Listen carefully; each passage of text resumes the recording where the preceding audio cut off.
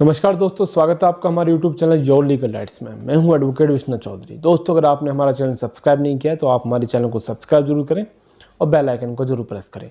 दोस्तों, किसी भी केस से संबंधित अगर आपका कोई भी सवाल है तो आप हमारे कमेंट बॉक्स में जाके अपना सवाल हमसे पूछ सकते हैं।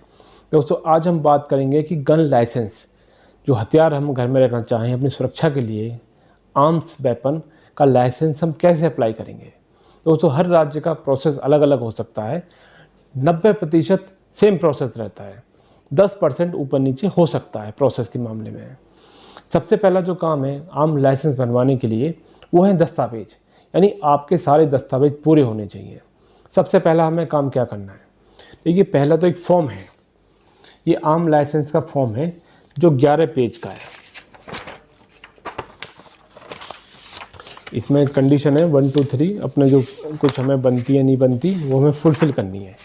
ये 11 पेज का हमारा फॉर्म है। दोस्तों, ये तो हो गया फॉर्म 11 पेज का। अब आ जाते हैं कि प्रोसेस कैसे अप्लाई होगा। देखिए, इस फॉर्म के अंदर ऐसी कोई नई चीज़ नहीं है जो आपको अलग से भरनी होगी। सिर्फ हमारी बेसिक इन्फॉर्मेशन है। हमारा नाम क्या है, पता क्या है, फादर नेम क्या है, डेट ऑफ बर्थ क्या है, कहाँ पे हम रहते हैं, हमारा जन्म कहाँ पे हुआ है, क्या हम काम करते हैं, कितनी हमारी इनकम है। इस तरह की बेसिक इन्फॉर्मेशन इसके अंदर है कि हमको हथियार क्यों चाहिए, सिंगल बैरल चाहिए, डबल बैरल चाहिए। ये एक बेसिक इन्फॉर्मेशन वाला फॉर्म है जो आपको भरना है। अब आते हैं स्टेप की कि आपको कौन कौन से स्टेप फॉलो करने पड़ेंगे। तो दोस्तों, पहला जो स्टेप है इसको देखिए ध्यान से। ये आपका होम गार्ड हरियाणा, ठीक है, सिविलियन राइफल ट्रेनिंग स्कीम, यानी सबसे पहले इसमें नाम आ रहा होगा विश्वेंद्र, ये मेरा ही है दोस्तों, मेरा नाम आ रहा है। सबसे पहले तो आपको ये होम गार्ड का सर्टिफिकेट लेना पड़ेगा। इसके लिए आपको अप्लाई करना पड़ेगा। इसकी कुछ फ़ीस कटती है, वो फ़ीस आपको पे करनी पड़ेगी। 1500 से 2000 के करीब फ़ीस है इसकी, ये पे करनी पड़ेगी। 14 दिन के लिए आपको ट्रेनिंग पर जाना पड़ेगा।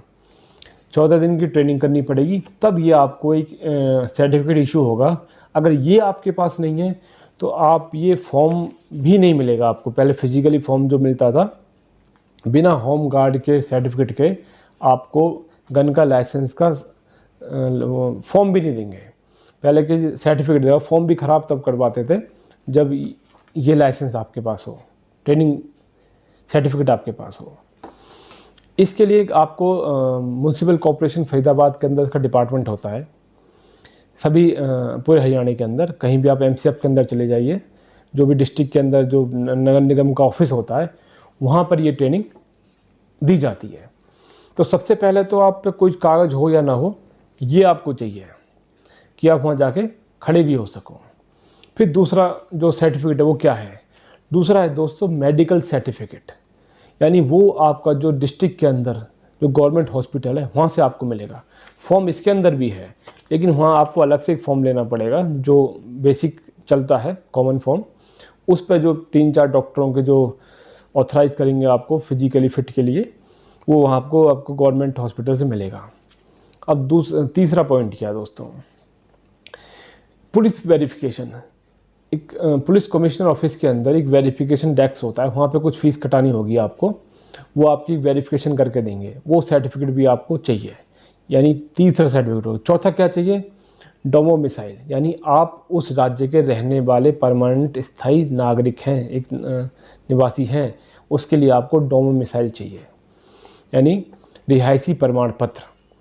ये 4 तो बेसिक डॉक्यूमेंट आपको चाहिए ही चाहिए। बिना इनके आप वहाँ एक फॉर्म भी नहीं ले सकते। पहला होम गार्ड का सर्टिफिकेट ट्रेनिंग का, दूसरा मेडिकल सर्टिफिकेट, तीसरा पुलिस वेरिफिकेशन और चौथा है डोमिसाइल सर्टिफिकेट।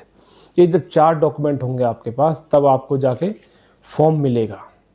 अब तो ऑनलाइन फॉर्म है, आप ले सकते हैं, लेकिन पहले फिजिकली जाके लाना पड़ता था। अब इसमें क्या है, इसमें बेसिक इन्फॉर्मेशन आ गई आपकी। इस फॉर्म के अंदर 11 पेज का ही फॉर्म है। इसमें आपको बस 2 चीज़ों का ध्यान रखना है। एक तो जो आप इसमें डिक्लेरेशन देंगे वो लास्ट पेज है डिक्लेरेशन का, बाकी बेसिक इन्फॉर्मेशन है। ये रहा डिक्लेरेशन का। इसके अंदर क्या है कि एक जगह तो FIR लिखा हुआ है, एक जगह कलंदरा लिखा हुआ है। अगर आपके ऊपर कोई मुकदमा दर्ज है तो उसका FIR नंबर, अंडर सेक्शन, थाना, पेंडिंग है इन्वेस्टिगेशन तो वो लिखना है येस और नो, पेंडिंग ट्रायल है तो जिस कोर्ट के अंदर है वो नाम लिख देना, जिस जज साहब के अंदर ट्रायल है उसका नाम लिख देना है, कन्वेक्टेड यानी सज़ा हो चुकी है तो वो लिख देना है, एक्यूटेड यानी बरी हो चुके हैं तो वो लिख देना है। उसके बाद कलंदरा। अभी कलंदरा क्या होता है दोस्तों, कभी कभी जैसे गली मोहल्ले में लड़ाई झगड़ा हो जाता है तो पुलिस CRPC के अंदर 151 का मुकदमा दर्ज कर देती है शांति भंग करने का, उसको कलंदरा कहते हैं। उस कलंदरा का जो पुलिस स्टेशन है, अंडर सेक्शन है 151, DD नंबर उसका नहीं FIR नंबर बोलते हैं, और वही कलंदर नंबर हो गया। स्टेटस क्या है उसका, वो 6-7 तारीखों में ख़त्म हो जाता है, तो डिस्पोज लिख सकते हैं या पेंडिंग लिख सकते हैं। अगर कोई केस है आपका तो इसमें नोट लिखा हुआ है, please attach the copies of FIR, final decision और कोर्ट कॉपी। अगर कोई है आपके पास या कोई पेंडिंग है, ट्रायल है, जो भी हो चुका है तो उसकी कॉपी भी आपको अटैच करनी होगी। अब इसको अटैच करने के बाद जब ये सारी आप कंप्लीट कर लेंगे, ये सब सर्टिफिकेट वगैरह, मेन तो ये है आपका, इसके बिना आपकी फ़ाइल कहीं नहीं चलने वाली। जब ये चीज़ें आप सारी इकट्ठी कर लेंगे उसके बाद आपको ये पूरी फाइल सबमिट करके कंप्लीट करके सबमिट करनी होगी। कहाँ पे? आपका कमिश्नर ऑफिस के अंदर। कहीं पे DM साहब के यहाँ जमा होती है, कहीं पे कमिश्नर ऑफिस के यहाँ जमा होती है। कमिश्नर ऑफिस के अंदर एक आर्म्स डिपार्टमेंट अलग से बना होता है, उस विंडो पर जाके आपको पूरी फाइल सबमिट कर देनी है। फाइल सबमिट होने के बाद आपका जो चौकी है, थाना है, कभी कभी आपका घर चौकी के अंदर भी आ जाता है या वो थाने के अंदर आ जाता है, वहाँ चौकी ख़त्म कर देते हैं, तो चौकी से आपके पास फ़ोन आएगा, वेरिफिकेशन आएगी। उस वेरिफिकेशन में आपको आपके घर पे पुलिस आएगी, पूछताछ करेगी ये कब से यहाँ रह रहे हैं। उसके लिए आपको 2 विटनेस चाहिए आपके आस पड़ोस के लोग, जो ये कह सके हाँ हम इनको 10 साल 15 साल से जानते हैं, उनके ID प्रूफ के साथ। वो थाने में जाएंगे, अपने वहाँ बयान नोट कराएंगे और आपकी वेरिफिकेशन कब को कंप्लीट कराएंगे। चौकी में जाने के बाद वो फाइल जाएगी थाने के अंदर, थाने से निकलने के बाद जाएगी ACP साहब के पास, फिर जाएगी DCP साहब के पास और फिर जाएगी CP ऑफिस, जहाँ से शुरुआत हुई थी लास्ट में कमिश्नर ऑफिस ही पहुँच जाएगी। उसके बाद आपको कमिश्नर साहब बुलाएंगे। अगर आपकी चैन सारी ठीक चली और जो आपको पता है कि आर्म्स एक्ट में लाइसेंस लेने के लिए, वेपन का लाइसेंस लेने के क्या प्रोसेस से कुछ गुजरना पड़ता है, जिसमें सिफारिश भी चाहिए और थोड़ा सा रिसोर्सेज भी चाहिए, तो ये चीज़ें आपको एफर्ट्स से लगानी पड़ेंगी और वहाँ पे आके आपका लाइसेंस आपको दे दिया जाएगा। उसके बाद कुछ टाइम दिया जाएगा आपको।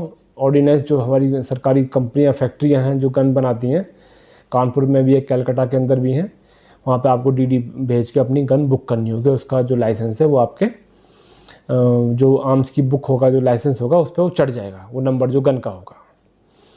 आशा करते हैं दोस्तों हमारे द्वारा दी गई जानकारी आपके काम आएगी। फिर एक नई जानकारी के साथ आपसे दोबारा मुलाकात होगी। तब तक के लिए नमस्कार, धन्यवाद।